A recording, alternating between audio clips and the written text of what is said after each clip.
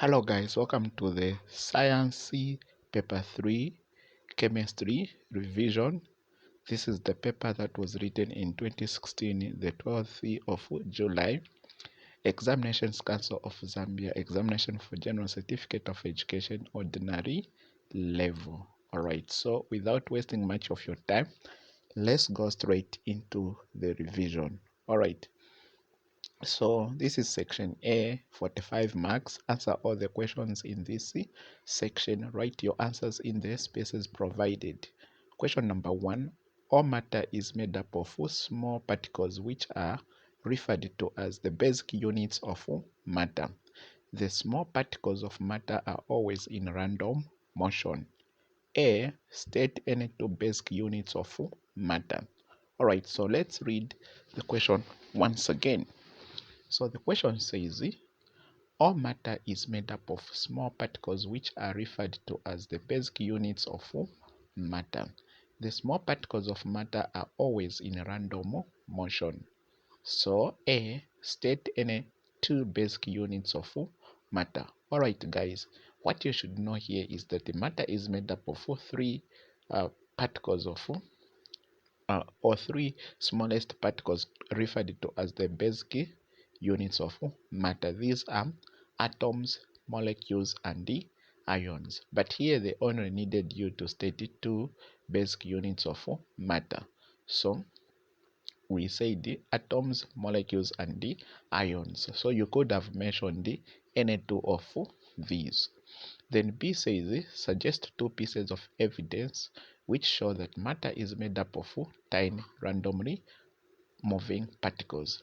So here now they wanted you to give two evidences that suggest that matter is made up of tiny randomly moving particles. So the evidence number 1 is diffusion, and number 2 is Brownian motion. Diffusion is the movement of particles from a region of high concentration to a region of lower concentration. So because particles are moving, it means that they're actually made up of actually something is made up of particles. Also, Brownian motion is actually the random motion of particles, either in smoke or in suspended solution. Alright, so let's go to the other part of the question. Alright, so this is C. C says the diagram below represents one of the physical states of matter. So this is the diagram representing one of the physical states of matter. So they are saying here, name this physical state of matter and explain why it has a fixed volume. Alright. So when you look at this diagram, the particles are very close, but they are not regularly arranged or packed. So since particles are not regularly arranged or packed, then this should be a liquid state, not solid state, because in a solid state the particles would be regularly arranged. They'll be in order. Now these are not in order. Even if they are very close to each other, they are not in solid. So this is liquid. All right. So then they're saying explain why it has a fixed volume. So we say because particles are packed together. All right. So let's move to question number 2. So question number 2 says each of the following statements is incorrect, but if one scientific term is replaced by a correct one, the statement then becomes true. Identify the wrong word or term, underline it, and in the space provided write the correct word. Alright, so I hope you get the question. So they're saying each of the following statements is incorrect. At these statements here, each of these is incorrect, or all of them are incorrect. So they're saying if one scientific term is replaced by a correct one, the statement then becomes true. So there are scientific terms here which when you substitute them with a correct one, then the statement becomes correct or true.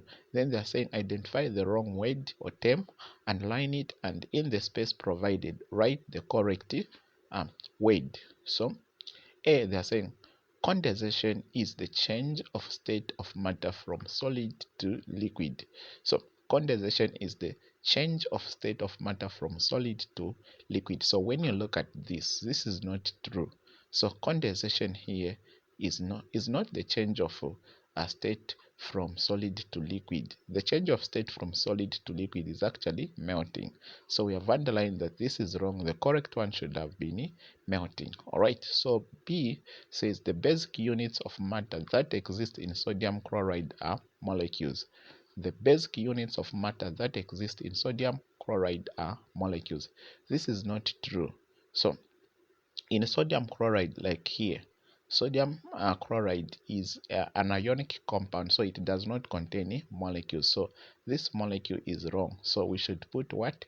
Ions. All right. So the basic units of matter that exist in sodium chloride are ions. All right. So C says isotopes are compounds with the same molecular formula but different structural formula. So isotopes are compounds with the same molecular formula but different structural formulae.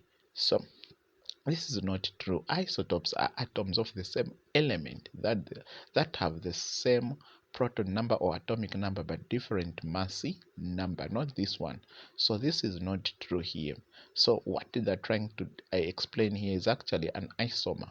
So here the answer is isomers. So we can read as isomers are compounds with the same molecular formula but different structural formulae. Alright, so D says calcium hydroxide is classified as an amphoteric substance because it dissolves in sodium hydroxide. Alright, so it's not possible that calcium hydroxide can dissolve in sodium hydroxide. Actually, if you mix these, there'll be nothing that will occur. So since the keyword is amphoteric, then it means it's an amphoteric that can dissolve in sodium hydroxide, because amphoteric, these are actually oxides that behave as the acids when they react with the bases, and also behave as the bases when they react with the acids. So here we'll just choose any of the amphoteric oxides that we know, like lead oxide, zinc oxide, and also aluminium oxide. But I decided to underline this one and say this one should have been aluminium oxide. So you read aluminium oxide is classified as an amphoteric because it dissolves in sodium hydroxide solution. Alright, so let's go to the other part, which is E. Zinc and chlorine bond covalently. This is not true. Zinc and chlorine do not bond covalently. So this is wrong. It should be ionically. Alright, so let's go to the other question. Question number 3 says two elements A and D are represented by the notations shown below. So we have A and D represented as this proton number or atomic number or number of electrons. This is mass number. This D also 8, proton number or atomic number. Then E, the mass number 16. Then A, they say draw electron shell diagrams to show the arrangement of electrons in the atoms of A and D. So they want us to draw electronic diagrams or electron shell diagrams that will represent now the arrangement of electrons in A, this in element A, and also in D, element D. Alright, so simple guys. So here A will put element A will start with A in the center there. Then element A here has got the atomic number 11. So it means it has 11 electrons. And remember, during the arrangement of electrons in shells, we say the first shell should have how many electrons? 2. Then the second shell 8. The third shell either 8 or 18. Then the fourth shell, it can be either 8, 18, or 32. So those are the possibilities, and shells actually are written as circles around the nucleus. All right, so we'll write this symbol here, then we'll write the first circle here, and then this circle should have 2 electrons to be stable. So this proton number 11 represents also the number of proton electrons. So A has got 11 electrons. So according to the rule, 2 should go into the first shell. So we'll get from 11 to, we'll put here that one and that one. So when we put those there, then what we are going to remain with now is In 11 we'll remain with the 9. Then from 9 we can still put in the second shell here. So in this shell now there'll be 8. So we'll get 8 here. 1 2 3 4 5 6 7 8. So this shell is concerned. As far as the rule is concerned, this shell is full. Alright, so from 11, when we pick 8, we put here, we remain with 1. So 1 can go into the remaining shell here. So let's put 1 here. Alright, so again we shift to D. D again has got 11 protons or atomic number, which means also it has 80 electrons. Sorry, so D has got 8 electrons, which means that it has D has 8 proton in number. It means it has 8 electrons. So again, as per rule, the first shell should have 2, then the second shell should have 8, the third shell 8 or 18. So let's begin putting here. So we'll get this one. We'll put D in the center, then we'll write the first shell should have 2 electrons. Then so if we remove 2 from 8, we put in the first shell, then we'll remain with this 6. So we'll put 6 here. So 1 2, then we'll say 3 4 5 5 6 6 so, and they've all finished. So this shell is not even stable, but they've all gone. All right, so this is how we put electrons in a shell. So it is done. Then this one, let's push it. We answer it from here. So here it is ionic bonding. All right, so this is ionic bonding, because they're saying, yeah, so they're saying that in B1, that when atoms of element A and the atoms of element D react together, what type of bonding occurs?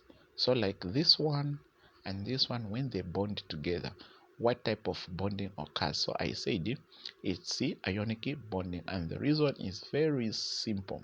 So there are actually 3 types of bonding, but to be truthful, there are only 2 types of bonding. So there will be ionic bonding and also covalent bonding as the bonding that we have. So now what you should know, guys, here is this, that bonding actually happens because atoms of elements needs to be stable. So without bonding, atoms of elements cannot be stable, and we wouldn't have the compounds that we have. So usually atom will bond because they want to be stable. So look at this shell here. So this shell is not stable because according to the rule it should have either 8 electrons or 18 electrons. So since it is not stable, then it is supposed to lose whatever it has.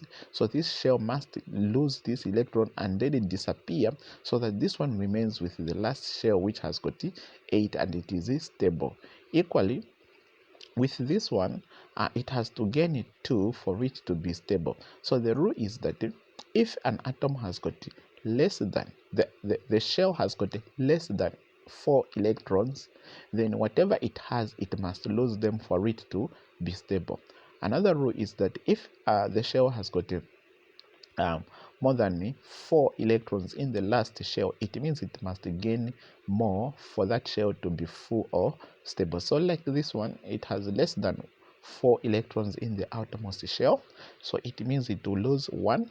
This one has got more than 4 electrons in the last shell or outermost shell, it means it must gain 2 for it to be stable.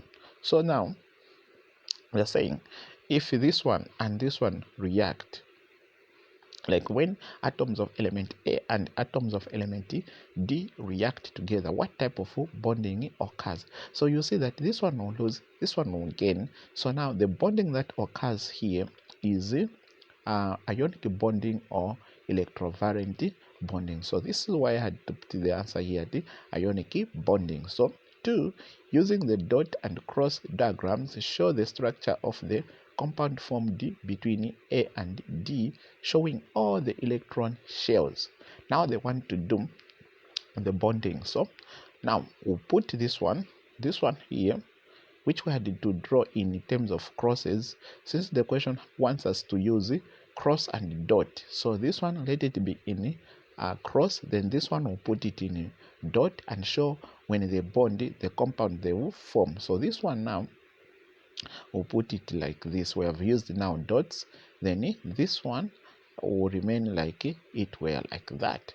So now in bonding, what I said was that this one must lose the electron for it to be stable, and this one must gain 2 electrons for it to be stable. So since they are bonding together, this and this one, it means this one must lose the electron to come here so that this shell may disappear.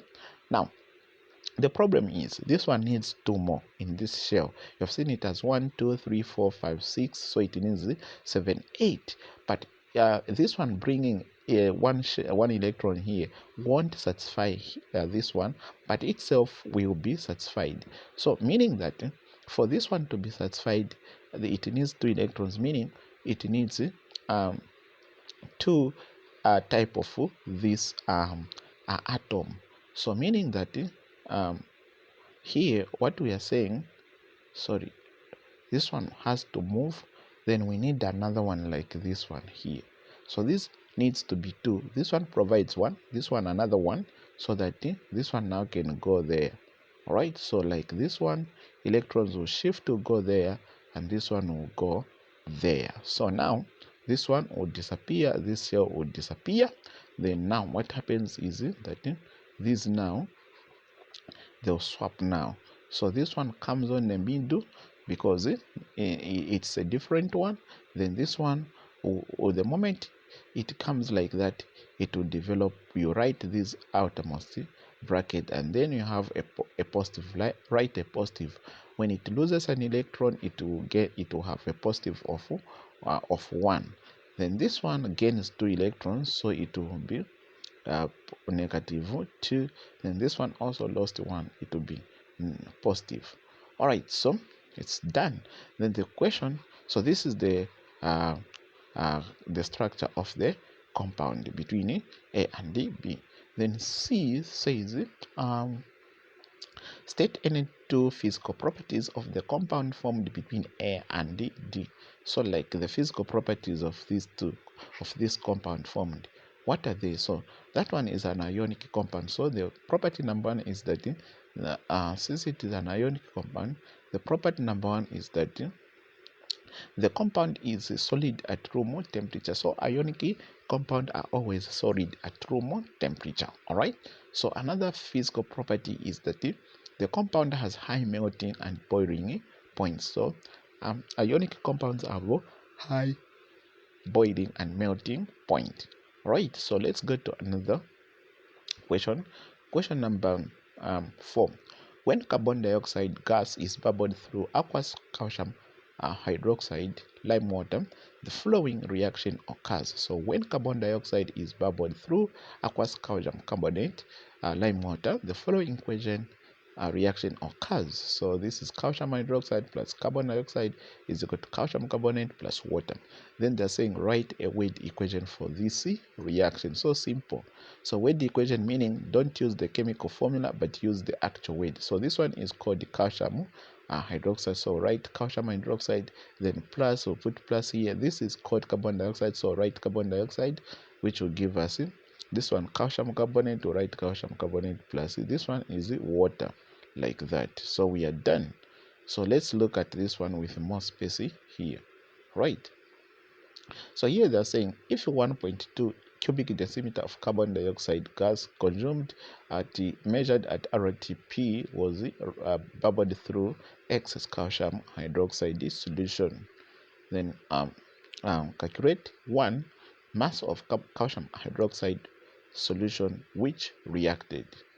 So again, this is more concept, and again it's very simple. And the part of more concept actually, this is stoichiometry. I have it on my channel already uploaded. All right, so what we are going to do is to increase this space here first. Right, so we have increased the space. So now we need now to know that what now they want us to do first is to find the mass of calcium hydroxide solution which reacted. So when did it react? Here. Okay, where here. Now they want the mass of calcium hydroxide which reacted when this 1.2 cubic decimeter of this at RTP reacted with it. How much did it react? That's the question here. So now here what we are going to do, guys, is this. So we have been given 1.2 cubic decimeter of carbon dioxide gas measured at RTP. All right. If 1.2 cubic decimeter of carbon dioxide gas measured at RTP was bubbled through excess calcium hydroxide solution, then they are saying calculate the mass of calcium hydroxide solution which reacted. So this one is so simple, guys. So if you are given this as in the amount of carbon dioxide, so that amount of carbon dioxide now you use it to find the mass of calcium hydroxide. So first of all, you need to find the number of moles. So you change it to number of moles, and the formula is that number of moles is equal to volume over molar volume. So since you have been given this one like this, so you need first to convert it into moles, and the formula is number of moles is equal to volume over molar volume. So what is molar volume? It's volume occupied by 1 mole of a gas at RTP or STP. RTP stands for room temperature and pressure, and STP stands for standard temperature and pressure. So according to Gay Isaac Lusek and others, they say that 1 mole of a gas at the room temperature and the pressure will occupy like 24 cubic decimeter of the volume. So this one, that volume of 24 cubic decimeter becomes the standard volume. Right. So now what we are going to do first is to find now the number of moles. We are going to say is equal to this volume is the one given here, 1.2. Now since this one is at RTP, if you go to the periodic table down there, you find that they even put a statement that 1 mole of a gas at RTP actually will give you 24 cubic decimeter. So now, but here we have been given 1.2 cubic decimeter. So at RTP, what is it going to be? So RTP, the volume they have given us is standard. It is equal to 24. So we're saying number of moles is equal to 24 divided by 1.2 divided by 24. It will be 0.05 moles. Now we convert these moles of carbon into mass. So what we are going to say is to find the formula for mass, which says the number of moles is equal to mass over molar mass. So we make M the subject of the formula, which will be equal to now number of moles times molar mass. Then we are going to say, okay, mass is equal to number of moles, we have found it, and the molar mass of carbon dioxide, this one, which is written like this one, is equal to this one is equal to 12 plus this now, which is 16 times 3, which would be something like 16 times 3, which would be 8.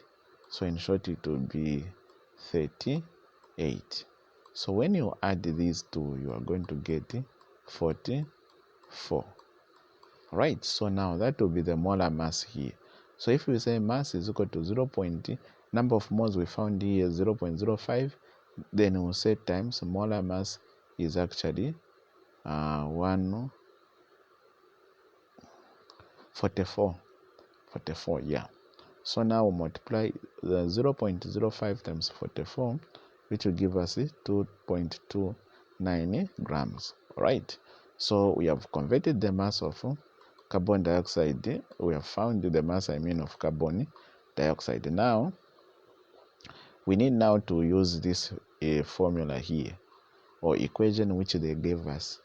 So this is the equation which is governing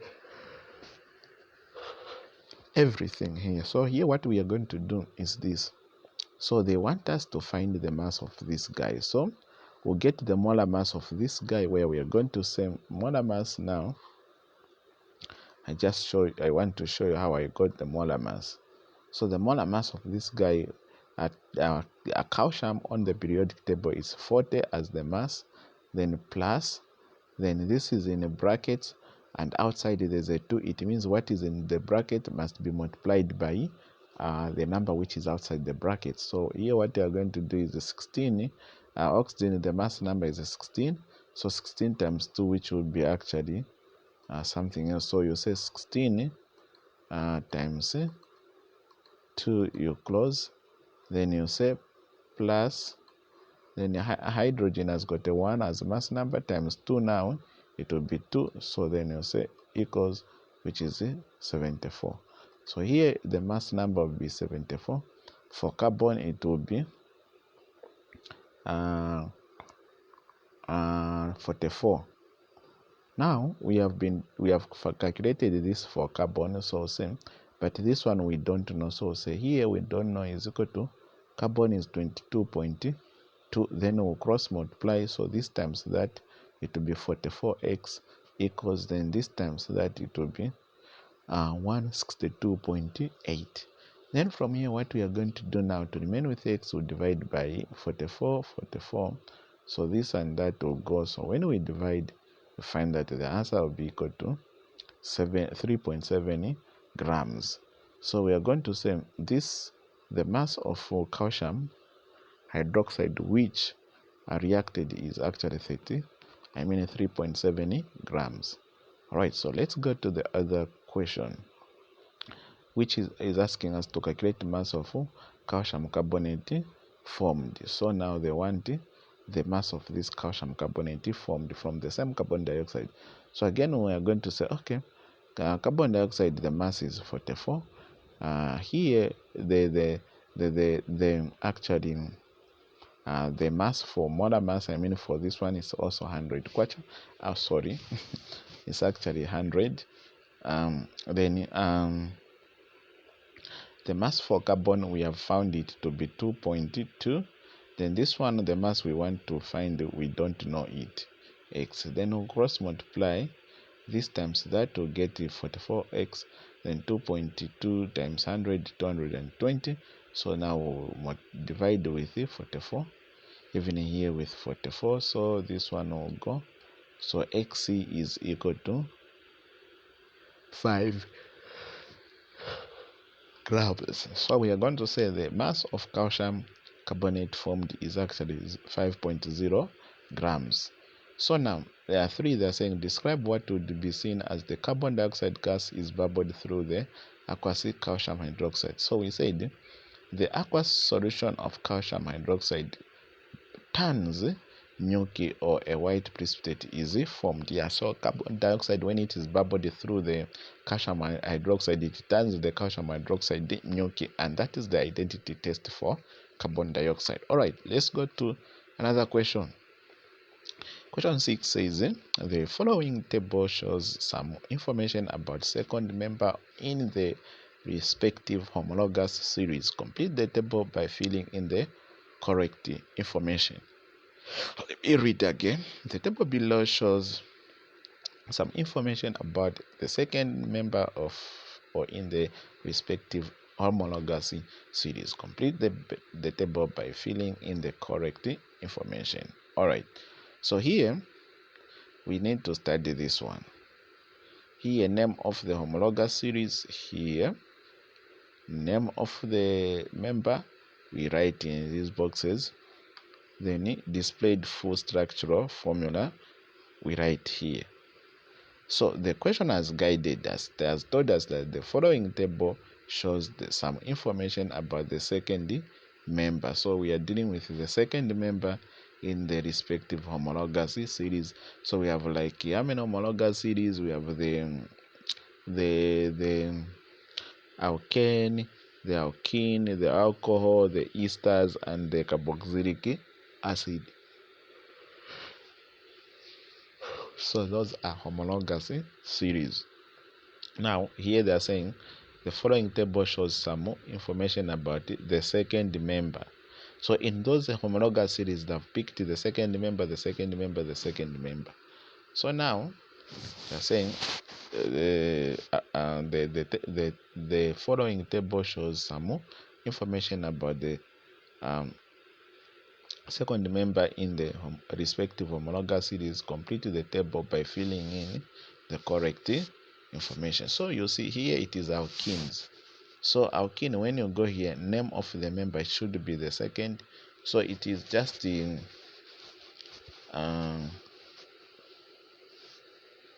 alkenes. So here actually I think I had to put ethene, but ethene is not the second member. So here guys, ethene is the first member here, so it's supposed not to be ethene. That's when I've realized here supposed to be ethene, then propene.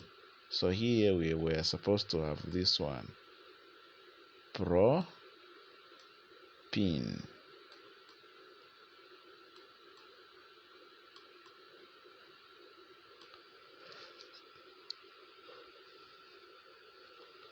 And here the structural formula is actually propene has got actually 3 carbon atoms. So you write 1, 2, 3, and then at least there must be a single double bond here, double bond, then you put 1 carbon here, another one here, and 1 H here, another one here,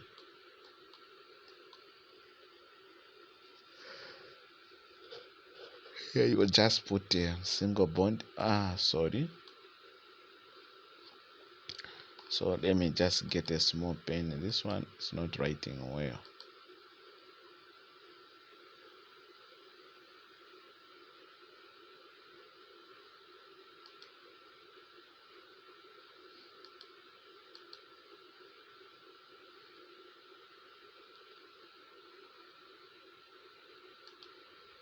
Okay, so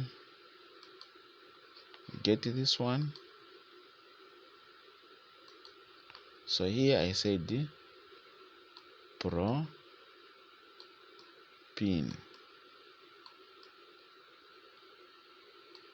Here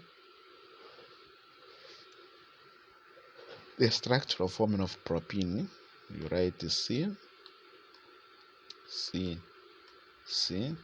So at least there should be 1 double bond between carbon. You put a double bond there. Then now here to be like that. Here you just write 1.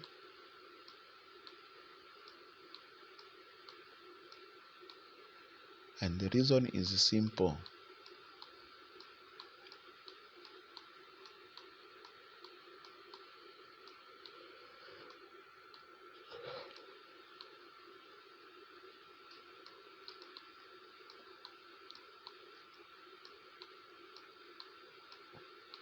So each carbon must be surrounded by 4 bonds. This one 1, 2, 3, 4. This one 1, 2, 3, 4. This one 1, 2, 3, 4. That's how it's supposed to be, because I was misled by this one when they said second member. So in ethene, this is what starts to be the first. So the second member then will be prop. So now here, whatever is going to come here, ignore it, because that was an error. So here now, next it's this one and this one here. So when you look at ethanol, here they've said the name of the member ethanol. So meaning name of the homologous series, ethanol is alcohol. So these are alcohols. Then this ethanol, now we write the structural formula here.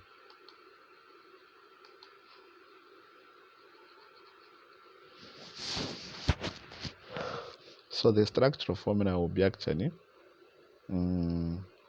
this. This is the structural formula for ethanol. So this one, COOH, actually is a carboxylic acid. So this one, carboxylic acid, This one now, it will be ethanoic acid.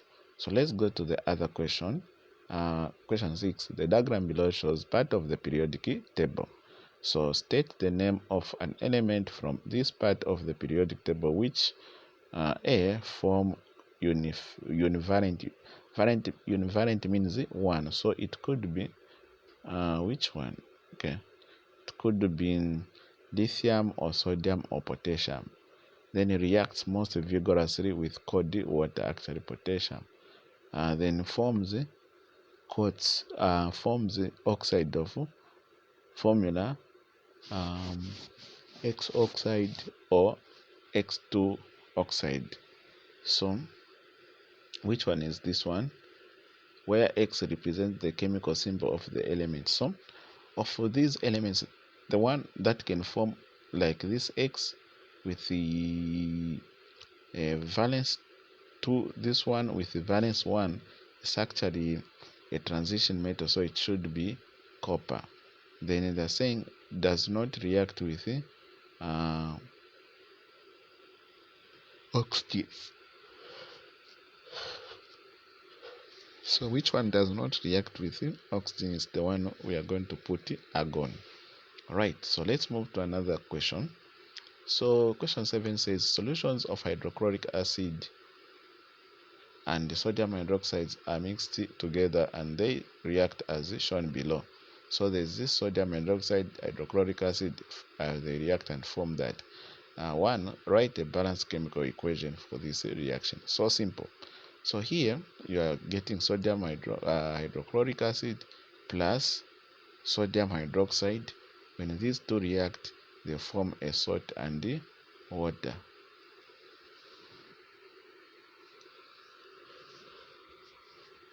Now we are dealing with balanced equation. So when we inspect properly, hydrogen here 1 plus this one 2 on this side. When we come here there are 2, so hydrogen is balanced. Chlorine here 1, when we come here it is 1 balanced. Then sodium here 1, when we come here 1 balanced. Oxygen here 1 is balanced. Hydrogen here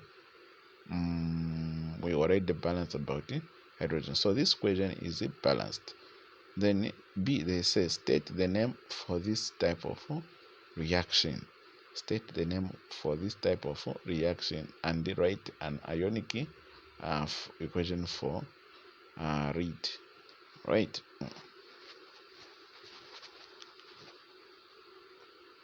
So now state the name for this type of reaction and write an ionic equation for it. So the name of this type of reaction where we have an acid and a base to form salt and water, it's called neutralization reaction. And then the ionic equation now is written as hydrogen plus, then plus the hydroxide negative, then this one is the one which gives you the water. All right, so let's push this one up here.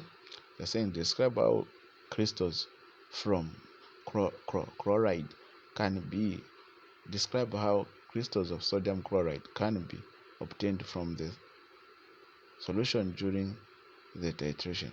So here we have said that by evaporating the solution to saturation point and crystallizing the saturated solution. All right, so question 8 says when hot means,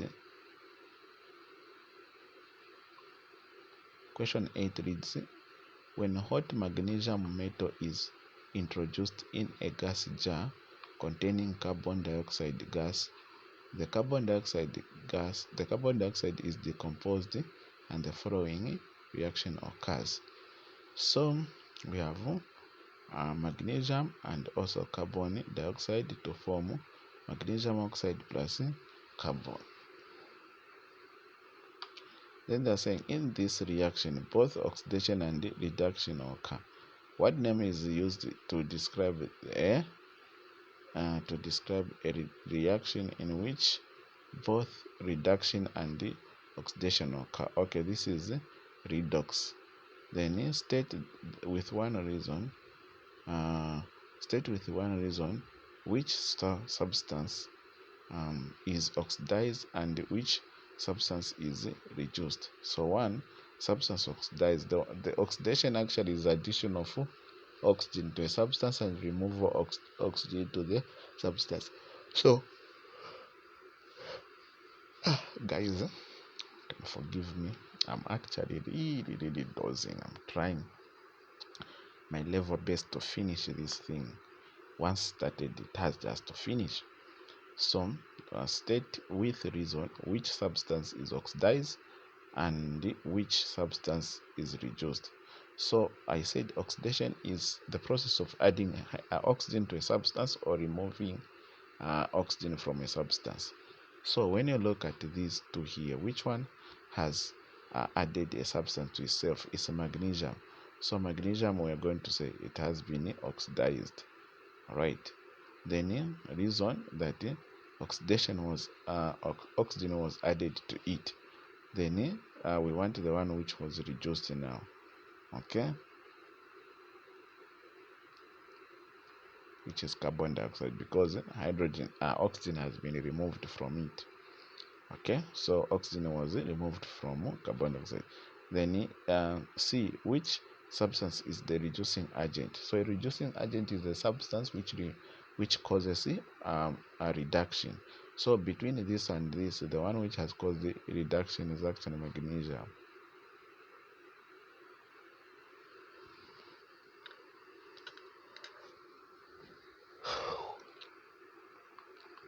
Just have to finish this one. Then classify the two types of oxides from the equation above. So we have this oxide, this one, and this one. We classify them. So we are saying number one is basic oxide, then number two is acidic oxide. All right, so let's move to question 9, section B. They're saying copper is extracted from one of the ores, copper pyrites, COFeS2. Then the copper pyrite is first converted to copper 2 sulfide before one can melt before copper metal is produced. Then they're saying write down the equations leading to the amount of copper metal from they're saying write down the equation leading to the formation of copper 2 metal from copper wire. All right, so simple. So what we are going to do here is this. We are going to say the answer is actually copper 2 sulfide plus copper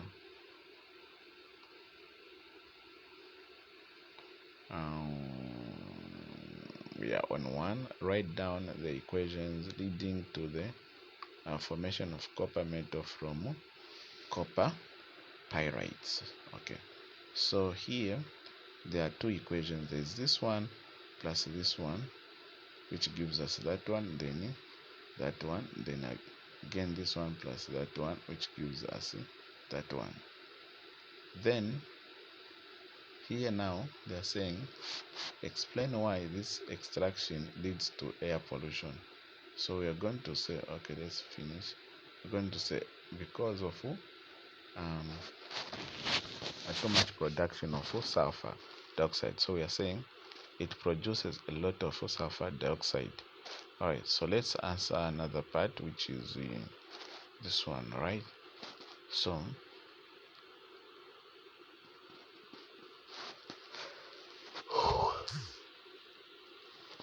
now they are saying state the process used in purification to purify copper. So this is in electrolysis. Then D, state any two large scale uses of copper and give reasons why copper is used in that way. So we are saying 1, copper is used to make electrical conductors because it's a good conductor of electricity. Then 2, copper is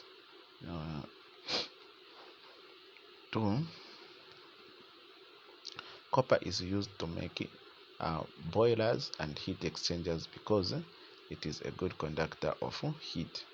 Alright, so let's move to another part, which is in part E. Part E is saying 1. Copper occurs native in some countries such as Zambia. Explain what is meant by the word native. So we are saying that native elements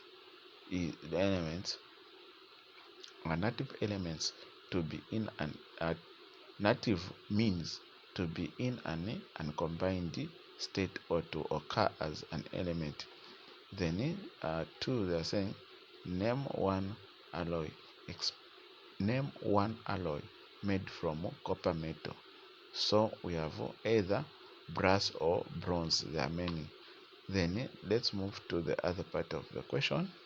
So the other part of the question, they're saying when a mixture of ammonium sulfate and sodium hydroxide is heated, the reaction represented by the word equation below. The reaction represented by the word equation below. Okay, so this is the word equation. Then they're saying write a balanced chemical equation for the above reaction. Okay, then you describe a chemical test you carry out to show that ammonia is formed. All right, then they're saying here that in large scale ammonia is produced by the Haber process. What are the machines used? Okay, then in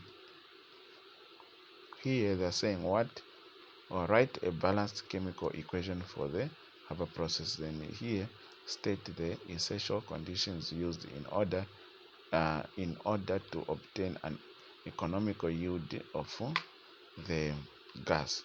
All right, so here let's push it a bit. So here now in answering we'll say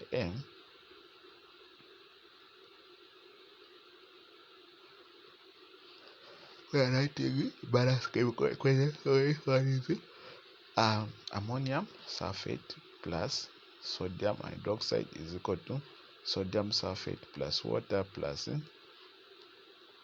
now we need to balance. So balancing, you just put a 2 here and then you put a 2 there, a 2 there.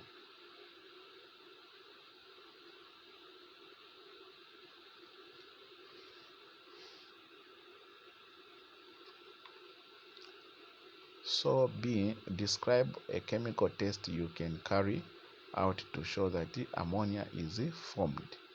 So a chemical test we can carry out is that by introducing a damp red litmus paper into the test tube containing ammonia gas, and the red litmus paper turns blue in the presence of ammonia gas.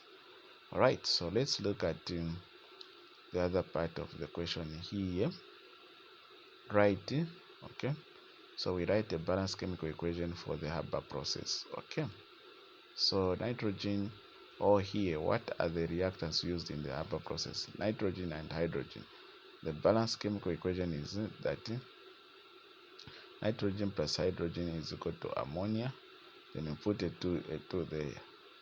Alright, so now 3, they're saying state the essential conditions used in order to obtain an economic yield of the gas. So here we have 1, pressure of approximate 280 m, then 2, ion catalyst, then 3, you need temperature of between 250 degrees Celsius and 500 degrees Celsius. Alright, so we are done with this one. Let's go to the last question. So the last question says propene, this one, reacts with steam to give a major product, propanol, that one. So state the essential conditions in the reaction. So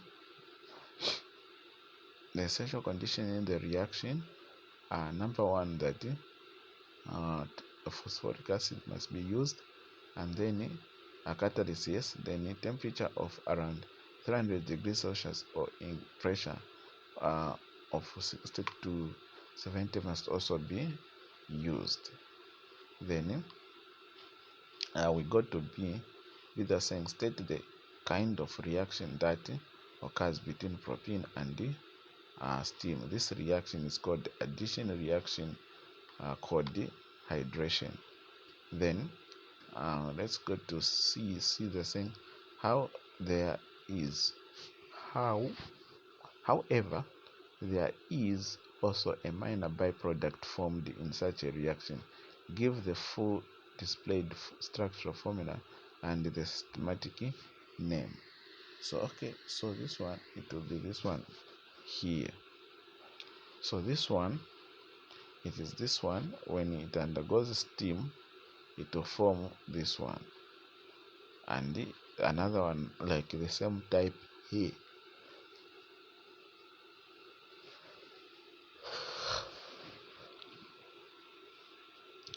So this one it will form this one, and another one of this nature, which is called the minor product. So this one is the minor product. Another one ought to be the major product. The major product is this one, when the OH settles on the carbon 2.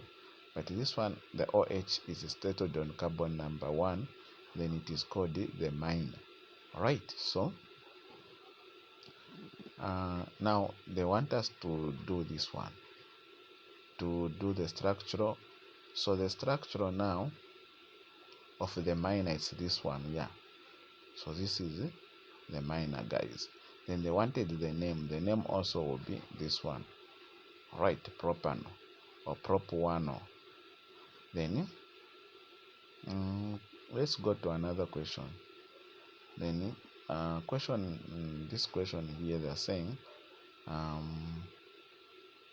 to that how is the major product separated from the minor product by fractional distillation? Then if 2.1 kilogram of propene is fully reacted with steam, calculate the mass of propanol that would be formed. So what we are going to do is to write this propanol,